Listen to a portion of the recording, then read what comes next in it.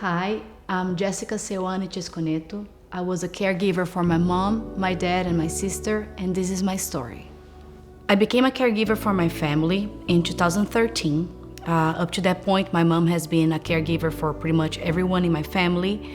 But in 2013, she was diagnosed with ovarian cancer, and it was very fast. It was a huge tumor that she had. I kind of stepped up and I tried to become that one person for her. When we found out that she had this, we went down this whirlwind, like this roller coaster of emotions. She got frozen. She didn't know what to do. I never saw my mom so weak and so fragile, she was always, well, she's Italian, so she's like the matriarch. She always has a plan. She's always moving. She never stops. And getting the news, she just stood there. She was frozen. She didn't know what to do next. And in the midst of it, my dad, that never went to the doctor, the one that did not take care of himself at all, I convinced him to actually go at least to get some blood work. And I convinced my dad to do one more thing, the ultrasound. So within 3 months, between my mom being diagnosed, we found out that my dad had liver cancer.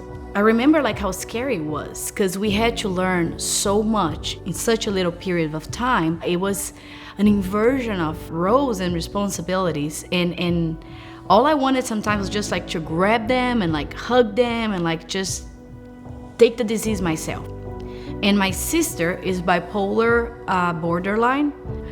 I didn't understand at the time. I thought she was almost being selfish. I thought it was just a matter of hey, come on, wake up. They need us, step up. And she literally couldn't.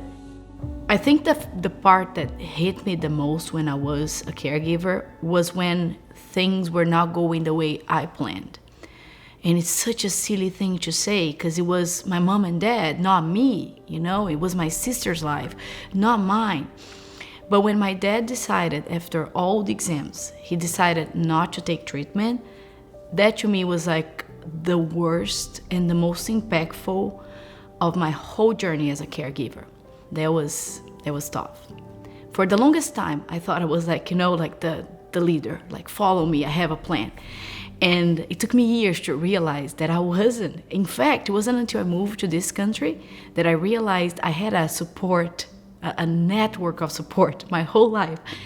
And here I was just thinking that I was, their captain and follow me, I'm invincible. I think the most important characteristic as a caregiver is to be able to break the problem into smaller steps. I can't deal with that right now, I need to focus right here. I was taking care of 3 people at the same time. So sometimes I had to forget my mom, focus on my sister. Sometimes I had to forget my sister and focus on my dad, and so on. The biggest challenge for me is I never learned how to ask for help. I am very blessed and very lucky that I have amazing support, even when I was pushing them away. Even when I was telling, no, I'm fine, I don't need support. They were reaching out, they were helping me. I think that as a caregiver, you don't realize you are also needing care. You forget that you have to stop, you have to breathe, you have to keep your mental health and keep your health, or you won't be able to help anyone.